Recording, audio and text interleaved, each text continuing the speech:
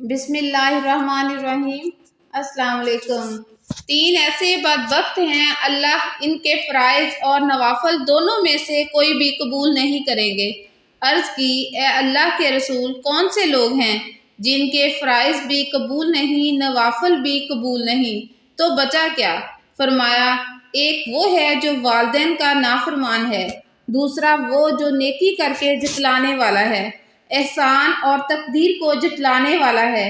ये इंसान इसके फ़राइज़ भी और नवाफिल भी कबूल नहीं हैं। तीसरा बदबख्त वो है जिसको आज लोग बड़ा खुशनसीब कहते हैं। परेशानी क्या है? आओ पामिस्ट के पास ले जाऊं, वो बड़ी पहुंची हुई सरकार हैं। आपका हाथ देखेंगे, सिर्फ उन्होंने जायचा बनाना है। लाइनें देखेंगे, आपको सब कुछ खोल कर बता देंगे।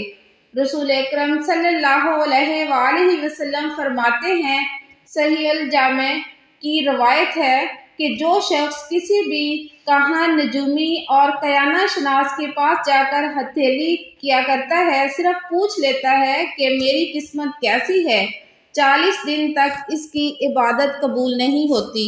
और दूसरी रवायत के अल्फाज हैं, सहीह अल जामे की रवायत है, जिसने इससे पूछा फिर इसकी बात को सच्चा समझा, इधर इसकी बात की तस्दीक होगी, उधर कुरान का मुनकर और काफिर हो जाएगा। अकायद बचाओ, अमाल बचाओ। वैसे एक छोटी सी गुजारिश है, माशाल्लाह पढ़े लिखे हैं, अगर ये इतना ही पहुंचा हुआ हो तो ये खुद फुटपाथ पर बैठा क्यों हो? अगर कोई इतना पहुंचा हो तो ये फुटपाथ पर धक्के खाता फिरता हो, तोते लेकर बैठा हो। बाज़ लोगों को अल्लाह ने बड़ी जुर्रत और हिम्मत दी होती है। हमारे एक साथी थे लाहौर, वो कहते हैं आज मैंने ये काम करना ही करना है। वो खैर गए, इसकी 2 शादियां थी। कहते हैं मैं बहुत परेशान हूँ, शादी नहीं हो रही। उसने देखा, कहता है जी अभी 6 महीने नहीं होने। उसने एक लगाई, उसने कहा पहले मुझसे संभाली नहीं जा रही। इस कदर इंसान गिर जाता है।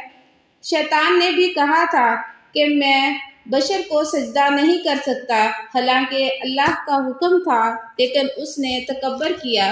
वाज़ेह रहे कि अपनी आइंदा अच्छी या बुरी किस्मत के बारे मालूम करने के लिए किसी भी नजूमी और काहन के पास जाकर इसको हाथ दिखाना और आइंदा की बातें पूछना शरन हराम और नाजायज़ है।